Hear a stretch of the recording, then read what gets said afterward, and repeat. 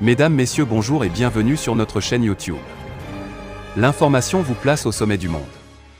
Alors si vous êtes nouveau, abonnez-vous et activez aussi la cloche de notification pour ne plus rien manquer. On commence.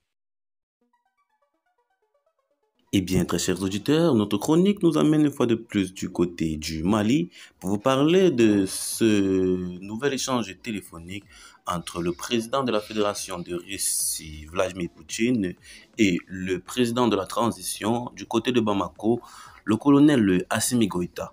En effet, pendant que certaines puissances occidentales, notamment la France, accusent les autorités de la transition malienne de pactiser avec des mercenaires de Wagner, les relations de coopération entre Bamako et Moscou se renforcent. La preuve, la réception en début de semaine de plusieurs avions en provenance de la Russie et les échanges téléphoniques entre le colonel Assimi Goïta et le président russe Vladimir Poutine.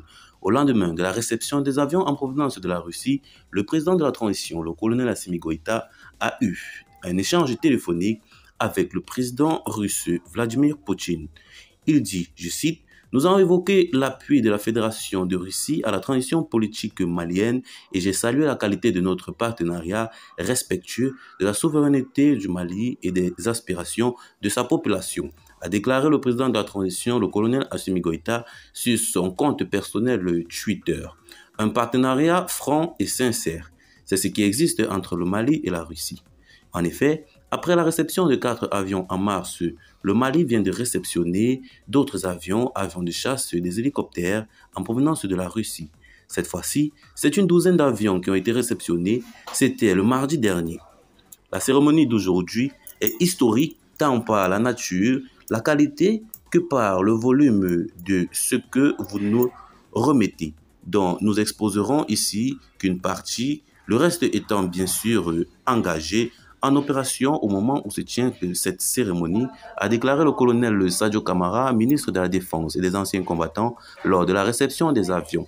Nous consolidons notre capacité de reconnaissance et d'attaque avec des avions de chasse L-39 et Sukhoi 25 qui s'ajoutent aux Super Tucano et d'autres appareils déjà en dotation, ainsi que les hélicoptères d'attaque du type Mi-24P qui s'ajoutent au Mi-35 et au Mi-24 déjà livrés, a ajouté celui qui est qualifié de russophile. Alors, très chers auditeurs, qu'en pensez-vous donc? Laissez vos avis en commentaire, partagez la vidéo avec vos amis. Si vous l'avez trouvé notamment intéressante, abonnez-vous à la chaîne si ce n'est pas encore fait. Et retrouvons-nous très prochainement pour de nouvelles vidéos. Bye bye!